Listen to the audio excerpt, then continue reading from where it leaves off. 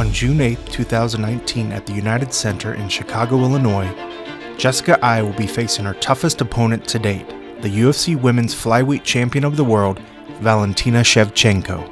I caught up with Jessica at the UFC Performance Institute in Las Vegas. And while I went there initially for a typical pre-fight interview, what I found instead was a story of growth, of family bonds, of lessons learned, and the true strength one can find when sharing the journey with people who care for you. One of the biggest decisions behind my move to Las Vegas was the UFC PI. You know, I had gotten a chance to go see like how the Cavs facility, how their pros, you know, got to use things, and like same with the Browns facility. I got to see how other NFL and NBA athletes were treated, and I knew that the PI was offering that, and I was like, you know what, it's time for me to go out there and utilize what, you know, this multi-million-dollar organization has to offer. And you know, I've spent the years working at Strong Style, so leaving there to go to a place where I could recover better, but utilize my skill set that they had taught me was, you know, it was a no-brainer. As Vegas was the best place to go. Now the stretch, is that part of your normal routine, or is that something that? Yeah, we've been doing this for a while, like doing all this stretching, and like I've known Mary since I was in Bellator, so like she's done such a great job of learning new things. Before Bellator. I mean, yeah, it was before Bellator actually. And she learned all these cool new things that are like innovative for my body, but like help just give me better recovery. I think that's one of the things like I've learned the most about now. The older I've gotten as an athlete, like recovery shit. So the stretching, she's learned some new things, and we really like it. Like it makes my body feel really, really good.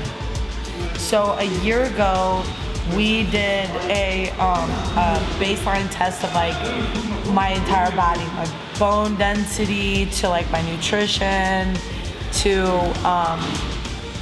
like finding out I had 1 pound more muscle on the right side of my body because of all the years of fighting. So like now what we've done over the past year is tried to fix some of these imbalances through good strength training and through like, you know, reasoning, right? Like we all like have game plan for fighting, you know, and game plan for what we're gonna do skill-wise, but what about our body? And maybe the reason the skill set is the way it is because our body is built the way that it is. So we've learned like how to fix some of my imperfections physically wise, you know, that, you know, of course, like they'll make me in the long term better, right? Like it might make my left kick stronger when I add the same amount of muscle on my left side of my body that there is on the right side.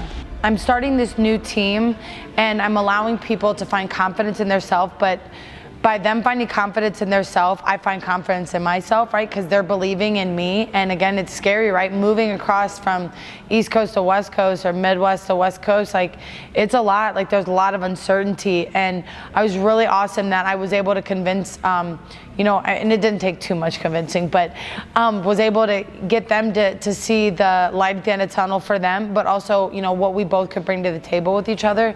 So for once, you know, I always focused on what was better for the team and not necessarily just for me, that these guys have allowed me to focus on me, but at the same time, after focusing on me, they find time for themselves and they succeed just as much. And I feel like that's true team, right? True team is about reflecting to each other at different times, right? And sometimes it's your turn and sometimes it's the other person's turn, but never letting anybody feel like they're left out. So my team is a team based upon me right now, and then when I'm done, it's their turn. It's pretty awesome. You know, Darren is an incredible jiu-jitsu specialist. So I met Darren a long, long time ago. I've known about him for years. And, you know, when I decided to leave Strong Style, I knew that I needed to build a new immaculate team that wasn't anything like Strong Style, because I needed something different, because, you know, we had reached our, just kind of our level there. So when I went searching, I'm like, wow, the only other guy that's like incredible in Ohio is Darren Branch. And I knew that he was in comparable size with me, and like he just had an incredible school, had a great story behind him too. And like, listen, here's this guy that's incredibly good that no one knows about. There's this, you know, new fighter that everyone's finally starting to pay attention to. Like, let's join forces. So I kind of just reached out to him, and it basically was like, you want to be best friends and like go take over the world together? So we did. And we had originally met before Singapore, but we just knew that like we had talked before then, but it was just still so like, things were so happening so quick. I was like, when I get home, let's get a regular schedule, and let's just start training. And like, let's get to work. And you know, I remember the first session I went with him, I learned something right off the bat, and it wasn't by him teaching me, but it was just by his movement and just how different he was than all the things that I'd learned before. So I was like, wow, I want to learn everything this guy has to offer. And you know, I wanted to give him a chance also to see like how great he is. And sometimes we don't ever know how great we are until we're around other people that reflect greatness, and then we get a chance to like believe in ourselves. So like Darren, listen, Cleveland's great, but let's get out of here. Let's like expand our horizons and let's try this. Let's, you know, I know that my ground game has been something that like I've always wanted to work on more, right? And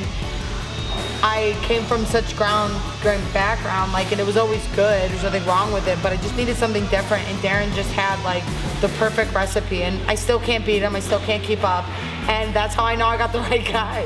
That's how I know I'm going with the right person. And he's super strong, so I like that it's a completely different reflection of each other. So, you know, like he'll teach me all the jiu-jitsu stuff, and then you know I teach him some of the striking stuff. So yeah, it's been incredible, even I think for him too. And it's a lot, right? To move across the country, like, I'm glad that everyone's been enjoying it as much as I have. What do you think? It's been fun, right? And so far? It's been incredible to be here. Like, one, I felt really lucky that you even decided that I was worthy of training you, right? And then when you asked me to move, I felt so conflicted because I love my home.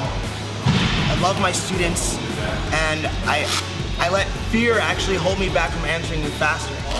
I was afraid of the judgment of people whose opinion I valued. And then I realized that fear was making me actually think less of those people. Like, if those people are worthy of my love and my attention, then they would be happy for me in this endeavor. And they were. When I told them that I was gonna move with you, they were all psyched. I know, right? I feel like everybody was too. Like everybody's like, yeah, the two of you guys should leave, dude. Like join forces, like be Captain Planet, right? Like or Voltron. Like, yeah, they just like totally. And then I got my brother, who, you know, I didn't want to leave Ohio without him. You know, he's gonna be a world-class athlete one day, and you know, things just got really crazy after our dad died, and like life kind of happened for the both of us, and you know, we're finally getting back to where like he gets a chance to live out his future, right? Like, but I also have someone I trust, and I know that no matter what's gonna happen, like I got someone looking out for me. You know, we live in such a hard sport that it's hard to trust people, right? And sometimes I'm too giving and too nice, so my brother's kind of a rough ass, so he'll tell me sometimes the things that I need to know. To share this journey with my brother Casey is, you know, we've been through the ringer. We've even had our bad moments as brothers and sisters, and we're times that we didn't talk to each other and we're mad at each other. And you know, ultimately when our father passed away, it was like, you know, like, let's not do this. Like, let's not constantly find reasons to not talk for long terms. Like, let's be cerebral about our thinking, and let's try to talk through our differences. Let's agree to disagree, but still always know what the end result is that we love each other and we're family, and we got to be there for me. And someone texted me last night and said, I remember the first time I watched you fight. When you left the cage, you jumped into your dad's arms. I can't wait to watch you win this world title and jump into your brother's arms. And I turned over and said that to him, and we just both had like this blushing moment. We're like, holy crap, like we really are gonna be world champs, and I'm gonna do the same thing for you, and then I hope one day I can be there in the cage, you know, for him, and he can jump into my arms and I can congratulate him. You know, it's like the passing of the torch in such a great family way. Like, we're breaking the cycle. Everybody faces some type of depression and sadness. A lot of stuff happened behind the scenes with our family, and just Casey got away from what makes me and him great. It makes him better than the rest of the world, and that's fighting. So we're on the road to recovery here, right? No more chubby, man.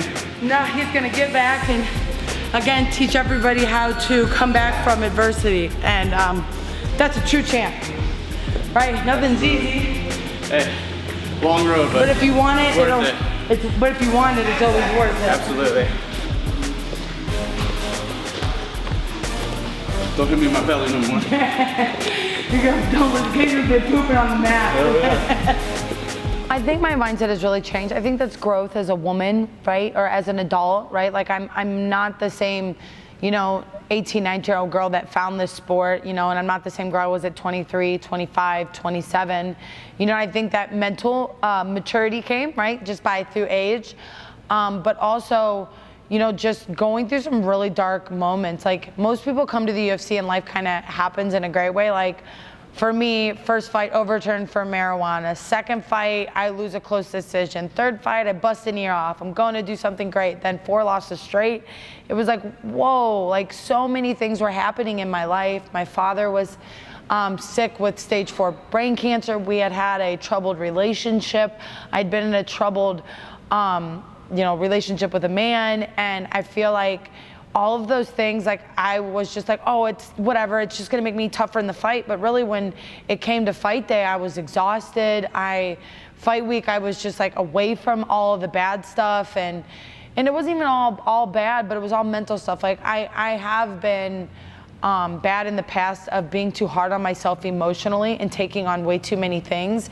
And I think that's like, one of the biggest things about me coming out to Vegas has been a little bit more like just focus on me. And it's just by nature, I want to help and give so much that now I'm away from all of that stuff. My father passed away. Some of the bad skeletons from our family have gone away. We've dealt with them.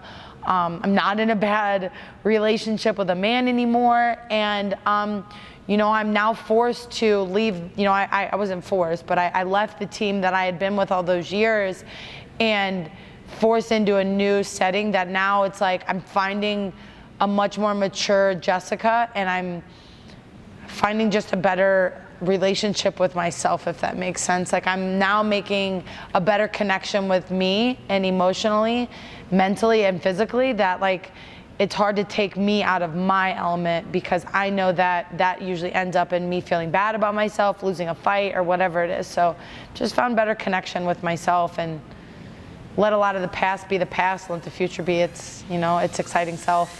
Felt really good, Jess. Yeah, I think that too, this kind of training, it's fun, right? Because it's so new to us, right? Like we kind of just have, no, I know, but there's no pressure, right? Like I feel like even going into this fight for all of us, listen, we have no pressure. The pressure is really not on us, right? She's got to kick our ass.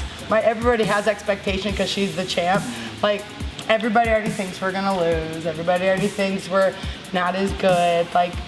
It's kind of a fun facade to play into, right? Because then everybody's gonna say, I don't even have to play the heel. They're just gonna make me one anyways, because they don't want to believe. So it's almost like, wait, you make my job a little bit easier, right? For once, I don't have to put all the pressure on myself. You already expect me not to rise to the occasion. So I just know I'm going to, right? It's weird. It's like the kind of dichotomy.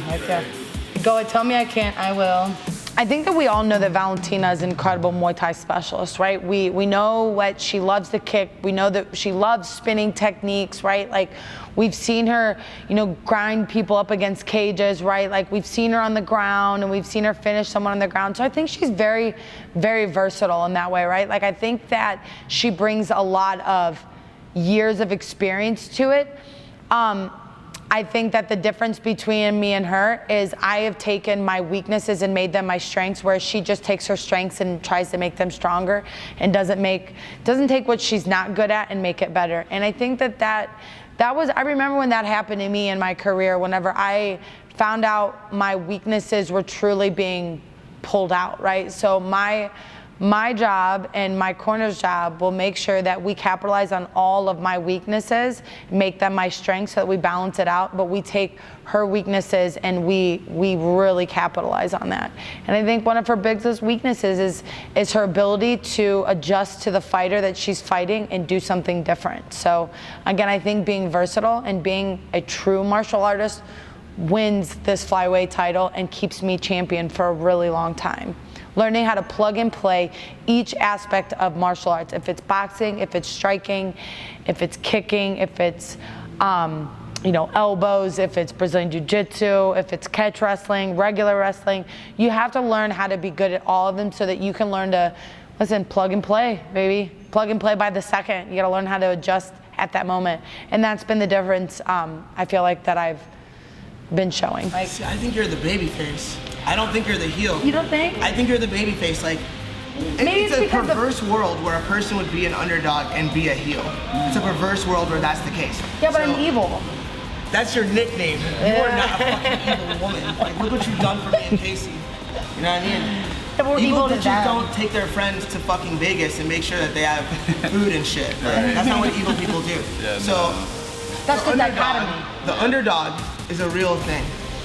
But I don't see you as the heel. I see you as the baby face. And if anything, you might be a character baby face. You might be the baby face who doesn't like shake everybody's hand and is super, super nice to absolutely everybody. But like, it's like Stone Cold. It's like you're the baby face that they actually believe in, you know? Like, I think you're right. I think it's just like a mental thing then, right? Like if I mentally tell myself I'm the underdog, I'll always push myself for high expectation, right? Like to be better, right? Like if I treat myself that way, like it always keeps you hungry. To obtain a UFC world title is like, it's the highest accolade I could ever give for myself. You know, and maybe that'll change one day. Maybe I'll get better at, you know, something else will be it. But for right now in life, like this is all that I've ever wanted for me, for people who have been down and out, for the kind of people that have lost, and then won, and then just kept winning from that moment. That this title means everything to me. It's for the losers who never thought they would win. It's for the winners who really, like, you know, see what winning does for other people, right? Like the kind of winner that gives their win to everyone else and shares it with the rest. And I feel like I'm that person to kind of feel like I've taken that lead on being the kind of person that goes through all the crappy things to come out ahead and show them like, hey, you know, like you can go through anything bad in the world, but if your self-belief is higher than anything, you're going to achieve your ultimate goal. And here I am achieving my ultimate goal. I'm 3-0 in the flyweight division, and I'm going to end on top, and I'm going to get a world title. And